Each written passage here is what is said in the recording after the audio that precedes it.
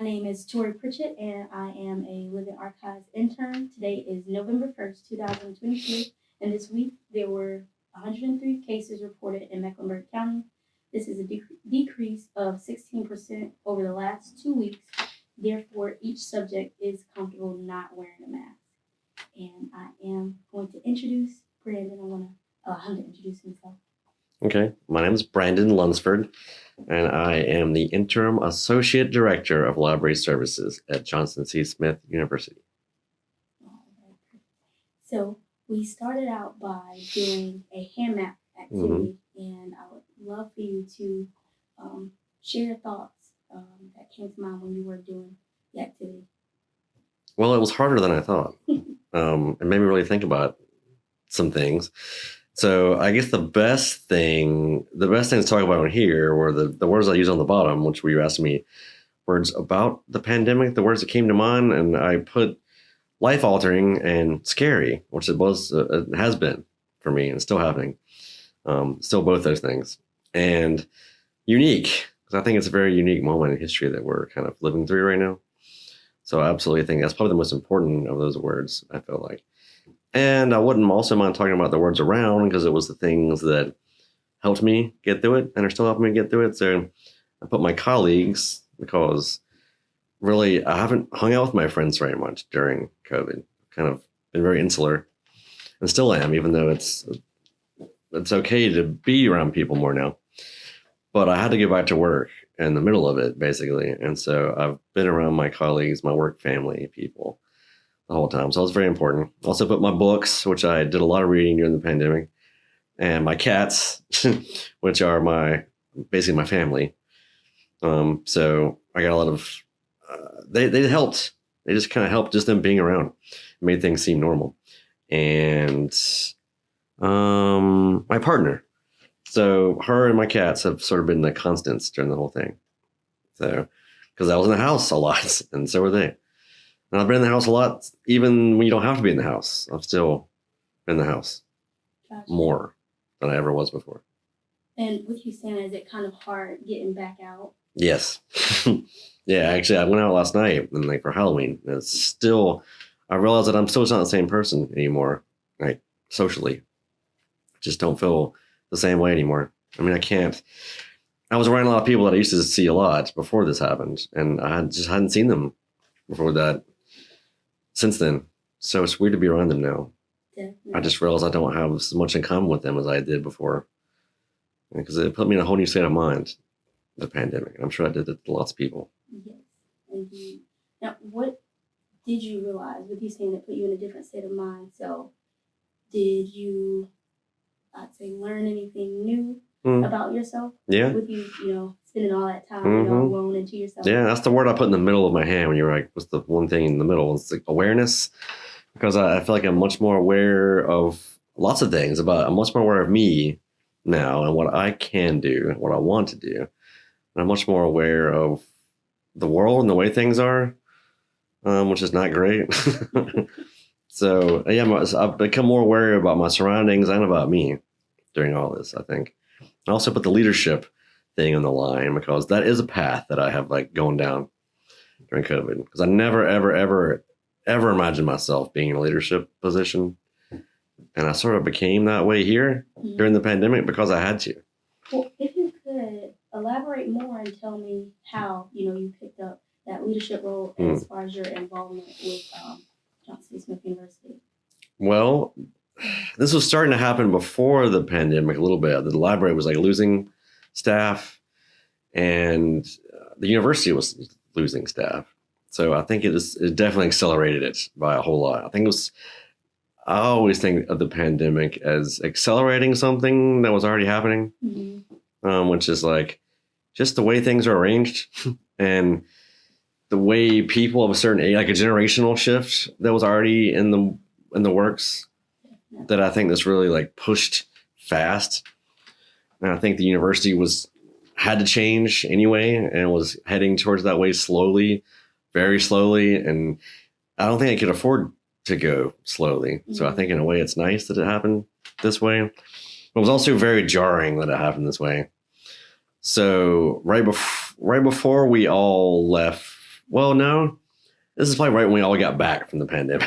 'Cause when we left, we were out of work for about a year, I guess, almost, it seemed. And that was just crazy. Yeah. Well, maybe it wasn't a year, but maybe it was like 8 to 10 months. I mean, it was just insane to me. No one, I've never had that much time off work. I've been working since I was like 15. I was like a dishwasher Okay. at a fish camp. And I've been working ever since then. Oh my goodness. So that was the most I've had off work ever, perhaps. And so, yeah. And so right as we got back from the pandemic, and we were all changed by that, then I kind of got bombshells dropped on me by work, and that a co-worker of mine that had written a lot of these grants for these projects that I was doing during the pandemic was leaving. And then I found out that my director was leaving, and she and I have been here together for like 20 years. I've been working here for 20 years. It's nuts. Yeah, I know. It's nuts. People my age don't work at places like that long. So I know it's weird, but it's true. It is in a way. Yeah. But so I found out that she was leaving, was going to be leaving. So I don't know. And I think a lot of that was set in motion by the pandemic. I mean, I think that my director ahead of me wanted a different challenge in life. And I think she realized that when she was home from the pandemic. So she was kind of forced to reflect. I think I did that for a lot of us. You made us think about things. You had a lot of time. Yes. And it made her think about what she wanted to do with her life, and that she'd given a lot of her life to Smith because she also graduated from here. So I think she was like, you know what, I want to do something different. And her mother also passed away during the pandemic. Not because she didn't pass away from the pandemic. Well, she just happened to pass away during the pandemic. She was very old. I think that was the last thing tying her to Charlotte. So she not only left JCSU, but she left North Carolina and went all the way to the other coast. I think she just really needed something completely different. And she wanted me, I mean, I became interim director. I think she would have asked me to do that. She wanted me to do that anyway, but there were literally at that point was no one else to do it. Because y'all were so close knit, right? Yeah, I mean, we've both been here the longest, and there just wasn't anyone else. Because we were already steadily losing staff members. At one point, we had like 11 people working here. And after my director left, which was this February, there was only one more librarian here with me and 2 support staff people. And so that's 4 people total. And right after my director left, the other librarian announced she was leaving. So, and I mean, since February, from February till now, which is November, I have been interim director, and I have been working with a staff of 2 people, like, and I've just been leading the library. And during a time where there wasn't much to lead, there wasn't really anything, I had to keep it going. And there wasn't really a team to even lead. It was 2 people, neither of which were library professionals and people that had just started here, just started in the field too. They're both in graduate school and librarianship right now. So they're both very young, and they had not been here. So I was the only one, I felt like, that had any idea how to do anything in the library, basically. And I was just kind of kicked out into it. So I guess I was kicked out into leadership. Okay. And I've managed to roll with it, I guess. And how does that make you feel now? It's like, are you comfortable where you're at? Do you feel like, you Yes. take on these responsibilities? Yeah, that's what I really learned during all this, is that like it was nothing for me to be afraid of. Although I don't think I could have done this before. Right? I wasn't ready for it before. I think all the stuff that happened during the pandemic made me ready for it. It's almost like I had no choice. But even if this had happened 20 years ago or something, I don't think it would have happened to me. I would not have been mentally ready. But I was already getting to a place where I was even thinking about it one day. Like, maybe I could be like a director of a library one day, but way, way far in the future. So I was at least prepared for the possibility for the first time. And then it just happened. And it was all happening so fast that I didn't really have a chance to even reflect upon it and think about it. Maybe that's why it works. But I do think that it did work. And I feel like I've proven that I can do it. I mean, I did save the library from closing. I mean, no one else, there was no one else here. And we managed to keep it open with the 3 of us from 8 a.m. to 11 p.m. at night for a whole semester. I know that was tough. Yes, it Especially was. with all the changes. I wanted to talk to you about how, you all had to kind of find different, or I know there were different protocols that you all had to abide by, with the campus having to wear masks, the students having to wear masks, social distancing. What do you all do different to kind of meet the requirements? Well, one thing we had to do during the pandemic that we weren't quite ready to do, obviously, the university probably had the same problem overall, but like we wanted all of our online resources to be able to duplicate everything we're doing in here, and we just realized that that wasn't happening. I mean, a lot of the off-campus databases ended up working. There was a lot of problems, and just the face-to-face interaction that we kind of got.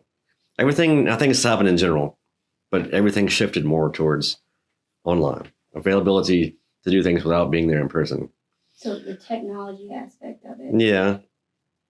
And just, I mean, I think it's interesting that we all went to Zoom meetings and things like that because, we had to. But now that the pandemic is less serious and you can do in-person meetings, people still don't do them. People always will still do Zoom meetings. I've done Zoom meetings with people on campus. Like instead of them walking over here, like they just want to do Zoom meetings now. And I get it. I'd prefer to do it in person. In person? Mm-hmm. I just feel like you get more. I just feel like there's always going to be a disconnection when there's a screen in front of you, and I think there's even more of a disconnection when you're talking to someone like my boss, the senior vice president of academic affairs. Like when she meets with me in one-on-one meetings, she does it on Zoom, even though she's in the building next to me. Mm-hmm. And I think that feels like that's even more of a disconnection. Like I would get more out of it if we were looking at each other and like body language. And she still wears a mask in the meetings. And that's another issue you're saying that changed is that you just weren't seeing anyone's communication anymore, like those subtle body signals. And I just think that's like a huge difference. You're disconnected already and you can't see people's mouths and you can't see their hand movements. And I just feel like it just totally changed interactions because a lot of people still do those things. Yeah, absolutely right. Now, when it comes to programs, because I know you said, you all had difficulty keeping, the library open and things like that. What do you all do for the students in terms of accommodations and things like that? But just in general, programs to get them involved. Are you all working on anything? Yeah, and it's been really hard. I mean, one thing I've definitely noticed since coming back from the pandemic is that people just aren't the same. The students certainly are not the same than they used to be. I mean, they're just not. It's really hard to get them to focus. It's really hard to get them to engage. I mean, we've had all these positions open, like student positions, paid internships, and I just can't find the students to recruit to do them. And the students I do work with just like aren't answering their emails. They aren't like coming to events. We try to have all these events now, and the staff I've hired since the pandemic is much more. We were already losing that before the pandemic. I feel like we were disengaging from the faculty and the students, and we weren't having events at the library, and we were just kind of holding up, it seemed like. Which is interesting when you think about it, because before everyone was holding up and becoming inward, we were already doing that. And so when we came back, I was in charge.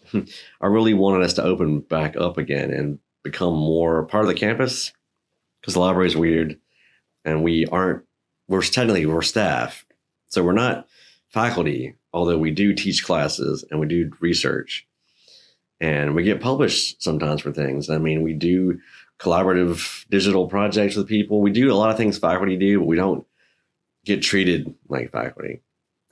So it's always been a weird between the two things to me. So, I wanted to have more events that brought more people on campus, and a lot of people I hired because they seemed like they wanted to engage people more. And we've just had a really hard time getting people to come to events, like getting the word out there, which it's been hard to figure out how to get people to say they're coming. Another thing is people say they will come to all kinds of things. They'll RSVP to something, or they'll come into an Eventbrite thing. and maybe like a third of the people actually will show up, if that.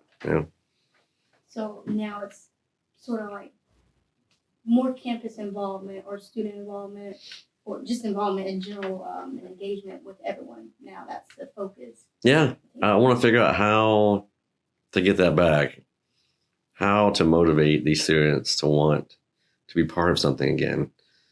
And I do feel like we have some great student workers. So I feel like there are students like that on campus. It's like as a whole, students or JCSU, I can't get like a massive response. It's like focused on certain people. And even those people, it takes a while to get them. They're being here in the library for a while and then they get comfortable. So I think I can engage people when I get to know them. It's like people are just so tentative now and so unwilling to make connections and to make like commitments. I guess that makes sense. I mean, because when something like that happens, things can just totally change and flip on you. And they all figure that out in the pandemic. So it's strange to commit to things and do long-term things. Like people's focus and attention is even more rapid pace now than it was before when it was already bad. People can't stay looking at something for a second and just think about it and take it in for them moving on to the next thing that they have to pay attention to. You have to keep constantly going. Mm-hmm. Like the world, even though we did stop, but it's like you still kept going. Right. I completely understand. Yeah, it's a fascinating thing that happened, the pandemic, because I mean, nothing happened like that in 100 years, like a pandemic, where everyone had to stop what they were doing. And it certainly had not, I mean, in 1917 when it happened, it did not happen in the age that we're living in now. Like, it's just totally crazy to interrupt this life that we're in. Like a mass interruption in 1917, but people not being able to, we've just become much more social creatures since then, but also we've become more disconnected since then, which is strange in a way when you think about it. But I mean, we've been able to use technology more to come together. And that was what saved people a lot during the pandemic, but also made us more alienated from each other physically in person. Like, we're still having Zoom meetings separate so I think people have gotten more comfortable with that. No, well, again, the world was headed that way anyway, but it just made it happen so much faster than it was going to, and just ripped the Band-Aid off. And I just don't know if we'll ever be able to go back to feeling, at least I'm like one of the only generations, the last generation that remembers a time when there wasn't any technology, that we didn't grow up looking at phones and tablets and all these things, and TV and all that stuff was different because, of course, people say all that stuff about TV is going to rot your brain. As I said about radio, all these things were going to rot your brain. But I think that technology and social media really can actually rot your brain or like make you different. It just changes who you are.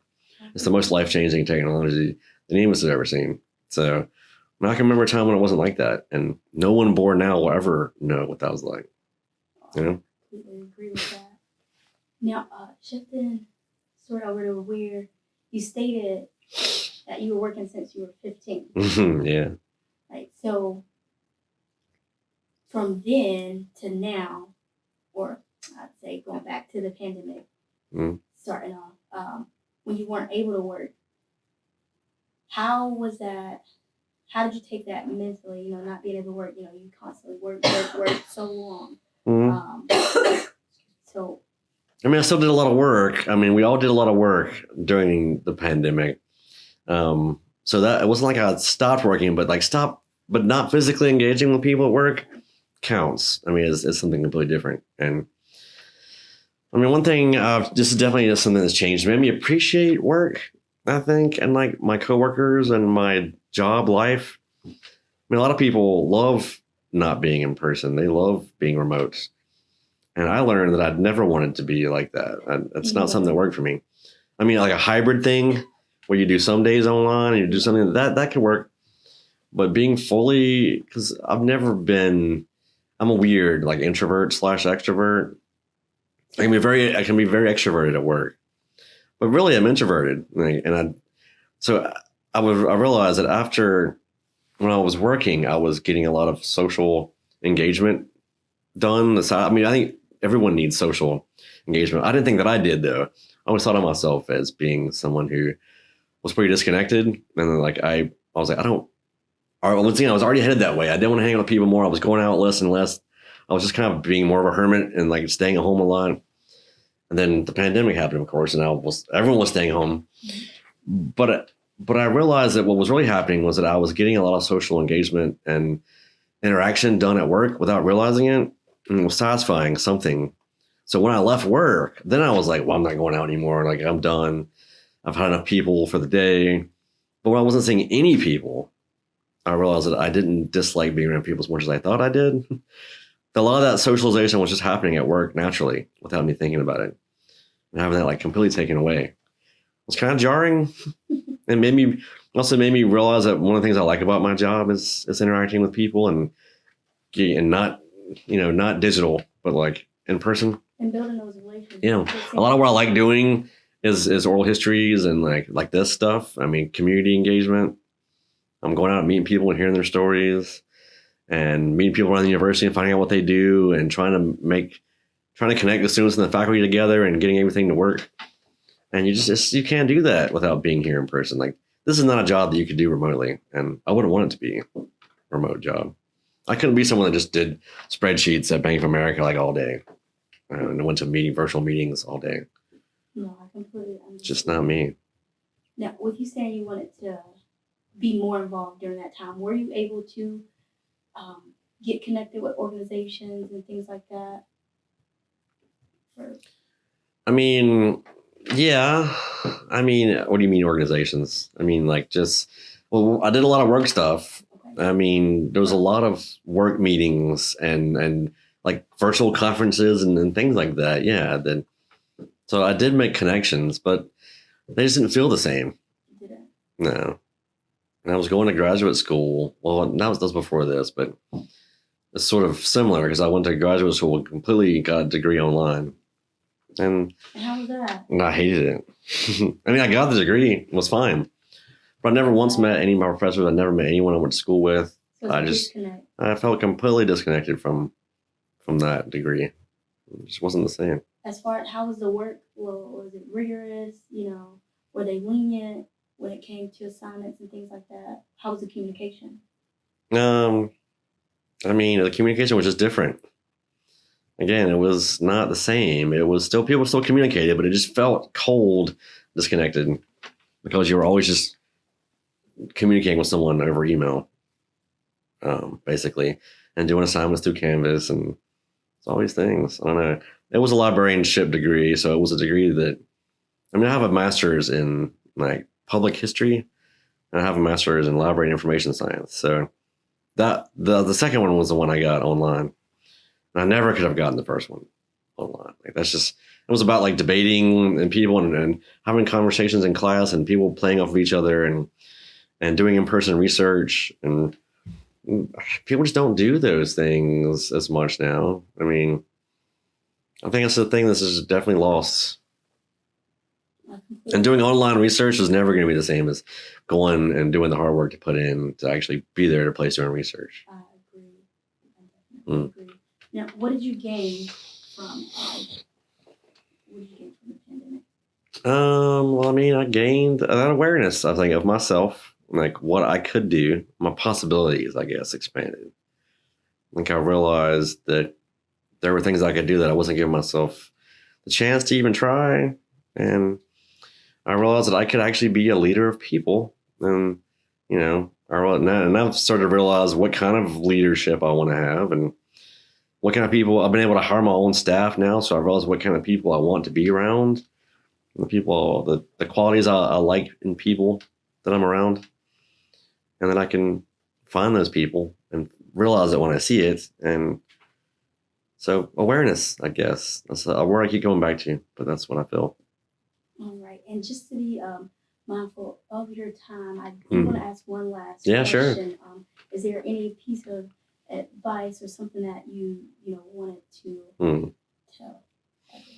I guess. Something you want to leave us with? Yeah, I guess I would just say, you're never going to get as much out of people as you will when you're right there in front of them. I mean, You just miss so many. I just think people are social animals by nature, and a lot of that communication is between people is given in so many different ways when you're standing there, like tone of voice and facial expressions and hand movements and just an unspoken thing that you can't really describe, like aura and vibe people have, and you just can't get those senses anymore if you're looking at people on a screen. I hope we don't lose that, because I think we'll lose a lot of who we really are if we don't do that. I guess that's my words of wisdom or whatever. All right. Well, we do appreciate you taking Yeah, time sure. out to share your story, your amazing story. Thanks. Thank you.